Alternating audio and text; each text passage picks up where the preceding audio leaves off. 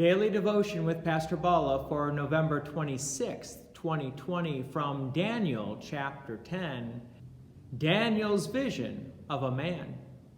Yesterday we heard about Daniel's answer to prayer with a picture of Jesus Christ at the end. Well, today we get more than a picture of Jesus Christ. We need to remember that Jesus, the second person of the Holy Trinity, is eternal.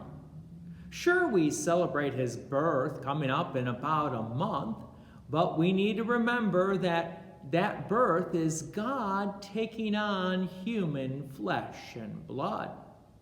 Jesus existed before the creation of the world. He really had no beginning, and he has no end.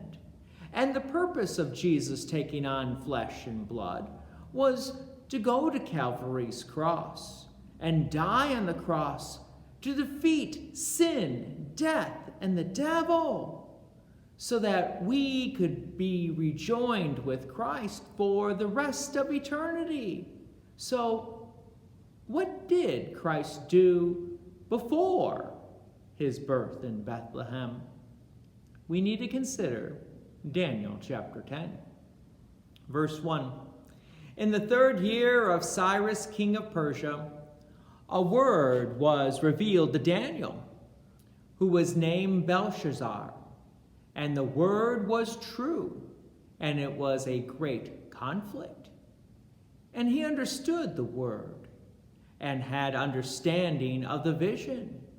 In those days, I, Daniel, was mourning for 3 weeks. We're not given the reason why Daniel was mourning for 3 weeks, but Daniel spent that time fasting and in prayer. We also need to remember what the Gospel of John calls Jesus, the second person of the Trinity, in John chapter 1, verse 14. And the Word became flesh and dwelt among us, and we have seen his glory, glory as the only Son of the Father, full of grace and truth. Keep this in mind as we continue on with Daniel chapter 10. Verse 5, I lifted up my eyes and looked, and behold, a man clothed in linen, with a belt of fine gold from Uphaz around his waist, and his body was like beryl, his face like the appearance of lightning, his eyes like flaming torches, his arms and legs like the gleam of burnished bronze, and the sound of his words like the sound of a multitude. This was no ordinary man. This was not even an angel. Previously we had heard about Gabriel. This is someone above an angel. Verse 7. And I, Daniel, alone saw the vision, for the men who were with me did not see the vision, but a great trembling came upon them, and they fled to hide themselves. Now, because Daniel was fasting for 3 weeks, he had no strength, and now he's kind of alone because the other people fled, for I think they kind of knew who this person was, a lot more than just an angel. Verse 10, and behold, a hand touched me and set me trembling on my hands and knees. And he said to me, O Daniel, man greatly loved, understand the words that I speak to you, and stand upright. For now I have been sent to you. And when he had spoken this word to me, I stood up trembling. As Daniel is touched by God, he receives strength and reassurance that he is loved by God.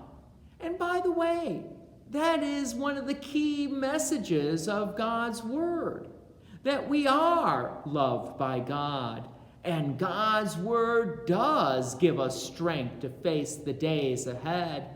We are precious in God's sight, and this is the main reason why God takes on human flesh and blood and suffers and dies on Calvary's cross so that we may be reunited with God for the rest of eternity. Yes, like Daniel, we also are loved by God.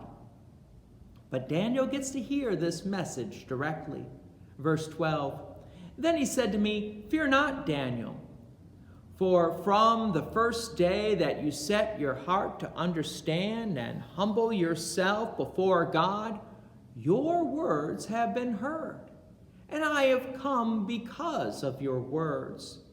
The prince of the kingdom of Persia withstood me 21 days, but Michael, one of the chief princes, came to help me, for I was left there with the king of Persia.'"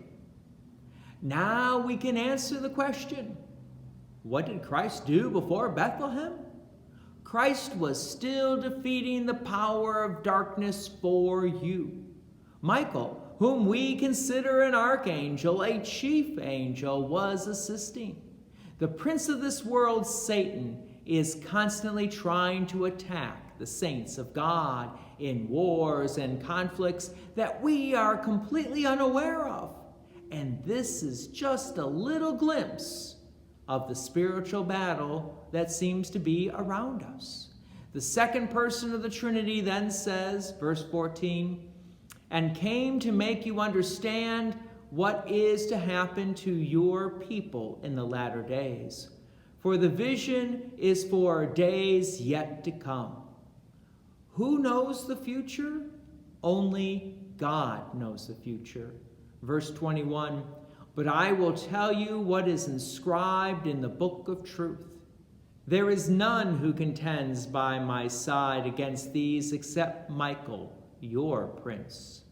Join me again tomorrow as the vision continues. God's peace and many blessings be with you. Thank you for watching, and please take an opportunity to share this video with others.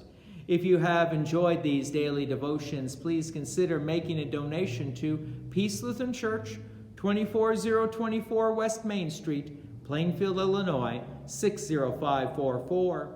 Thank you again for watching.